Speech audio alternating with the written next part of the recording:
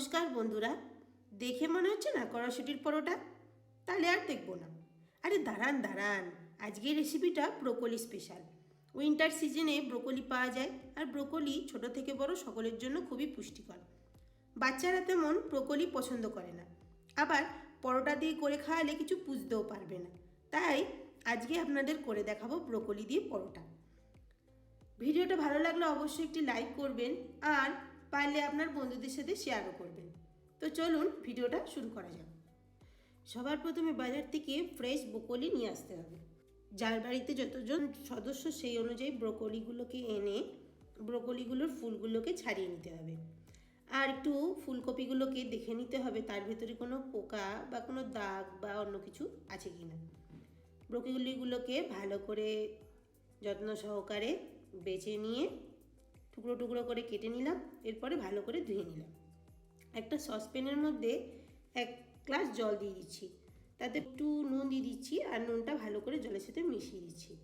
এরপর গ্যাসটা জ্বালিয়ে দিচ্ছি, জলটা গরম হতে দেব। যখন জলটা গরম হয়ে যাবে তখন ব্রোকলিগুলোকে দিয়ে দেবো। জলটা ফুটতে শুরু করে দিয়েছে, এরকম 2 মিনিট ব্রোকলিগুলোকে ভালো করে ফুটিয়ে নেব। 2 মিনিট হয়ে গেলে ব্রোকলিগুলোকে একটি স্ট্রেনারে তুলে নিয়ে জলটা ভালো করে ঝরিয়ে একটা পরিষ্কার পাত্রে ঠান্ডা হতে দিয়ে দেবো। এরপর এই ব্রোকলিগুলো ঠান্ডা হতে থাক। ঠান্ডা হয়ে গেলে এরপরে একটা চপার নিয়ে নেব, বা চাইলে আপনারা ছুরি দিয়ে ছোট ছোট করে টুকরো করে নিতে পারেন, বা এই চপারে চপিংও করে নিতে পারেন।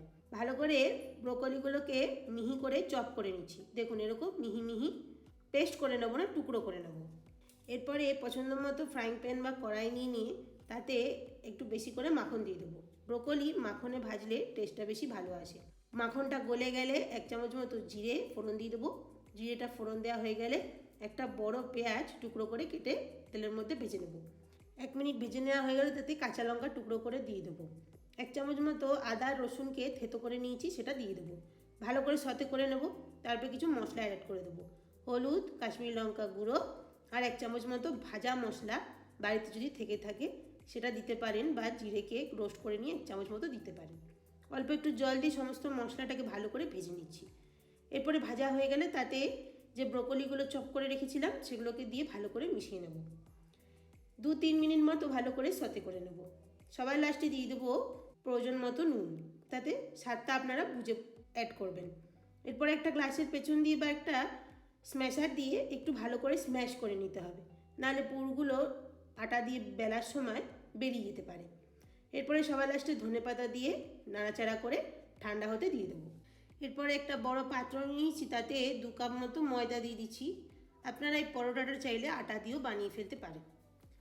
তাতে একটু নুন দিয়ে দিচ্ছি, আর 2 চামচ মতো তেল ছড়িয়ে দিচ্ছি ময়ান দেওয়ার জন্য। এরপরে হাত দিয়ে ভালো করে 2 মিনিট মতো ময়ানটাকে ময়দার সাথে মিশিয়ে ফেলতে হবে। ময়ানটা ময়দার সাথে যত ভালো করে মেশাবেন, ময়দা মাখাটা বেশি নরম হবে আর পরোটাটা টেস্টি হবে। এরপরে উষ্ণ গরম জল দিয়ে ময়দাটা মেখে ফেলতে হবে। ঠান্ডা জল ইউজ করবেন না, উষ্ণ গরম জল দিয়েই আটা বা ময়দা মাখার চেষ্টা করবেন, তাতে রুটি, পরোটা বা লুচি খুব সুন্দর হয় আর খেতে স্বাদও আসে। অল্প অল্প করে জল দিয়ে দিয়ে ময়দাটাকে ভালো করে মেখে একটা নরম আটা মাখা রেডি করে ফেলতে হবে। এরপরে ময়দা মাখাটাকে 5 মিনিট রেস্টে রেখে দিতে হবে। 5 মিনিট রেস্টের পরে ঢাকনাটা খুলে নিয়ে 2 মিনিট মতো আরও ভালো করে আটাটাকে মাখতে হবে। মাখা হয়ে গেলে পরোটা করার জন্য ছোট ছোট বল করে নিতে হবে। এখানে 2 কাপ আটায় আমার 6 থেকে 7টা পরোটার বল রেডি করতে পেরেছি। এরপর এক একটা বল নিয়ে হাত দিয়ে ঘুরিয়ে ঘুরিয়ে এরকমভাবে একটা বাটির শেপ করে নিতে হবে। বাটিটার নিচটা যেন একটু বেশি নিচু দিকে হয়, তাহলে পুরটা ভরতে সাহায্য হবে। আর পুরটা দেওয়ার পরে হাত দিয়ে একটুখানি নিচের দিকে চেপে দিতে হবে। দেওয়ার পরে ওপরের মুখটাকে ভালো করে বন্ধ করে দিয়ে প্রথমে এরকম মোদকের শেপ করে নিয়ে তারপরে মুখটাকে মুড়িয়ে নিতে হবে। তারপরে হাতের মধ্যে ঘুরিয়ে নিলেই বলটা রেডি হয়ে যাবে। এরকম করে বাকি বলগুলোতে পুর ভরে পরোটার বলগুলোকে রেডি করে নিতে হবে। পুরটা রেডি করতে করতে আপনারা বলে ফেলুন কারা কারা এই ব্রোকলির পরোটা বাড়িতে ট্রাই করেছেন আর খেতে কেমন লাগে। এরপরে একটা করে লেচি আমরা অল্প একটুখানি আটা ডাস্ট করে হালকা হাতে ঘুরিয়ে পরোটার মতো শেপ বেলে নেব। আমি এখানে গোল শেপ করে নিচ্ছি, আপনারা চাইলে চৌকো শেপ বা যার যেমন ইচ্ছা শেপের পরোটা বানিয়ে ফেলবেন। এরপরে গ্যাসে চাটুটা গরম করে নিচ্ছি, বা আপনারা তাওয়া গরম করে নেবেন। তাতে পরোটাটাকে 2 পিঠ ভালো করে সেঁকে নিতে হবে। সেঁকা হয়ে গেলে তারপরে তার উপরে তেল ছড়িয়ে দিচ্ছি। আমি এখানে পরোটাটা একটু বেশি তেলেই ভেজে নিচ্ছি, আপনারা চাইলে অল্প তেলেও পরোটাটা ভাজতে পারেন। বেশি তেল দিলে পরোটাটা খুব সুন্দর করে ফুলে ওঠে। দেখুন খুব সুন্দর করে পরোটাটা ফুলে উঠেছে। তেল দেওয়ার পরে পরোটার প্রত্যেকটা সাইড এরকম খুন্তি দিয়ে চেপে চেপে দিতে হবে, আর আঁচটা হাই ফ্লেমেই থাকতে দিতে হবে। ভালো করে চেপে চেপে নিয়ে 2 পিস ভালো করে ভেজে নিয়ে পরোটাটা রেডি হয়ে যাবে। সেম প্রসেসে বাকি পরোটাগুলোকে সোনালি কালার মতো করে নিয়ে ভালো করে ভেজে নেব। আমি এখানে রিফাইন তেল ইউজ করেছি, আপনারা চাইলে ঘি বা মাখনেও পরোটাটাকে ভালো করে ভেজে নিতে পারেন। দেখুন কত সুন্দরভাবে পরোটাটা 2 পিঠটা ভাজা হয়ে গেছে, আর কত সুন্দর লাগছে কালারটা দেখতে। যেমন করে কড়াইশুঁটির কচুরি বা পরোটা, ফুলকপির কচুরি বা পরোটা বানাতে হয়, ব্রোকলির পরোটাও ঠিক সেমন করে বানানো যায়।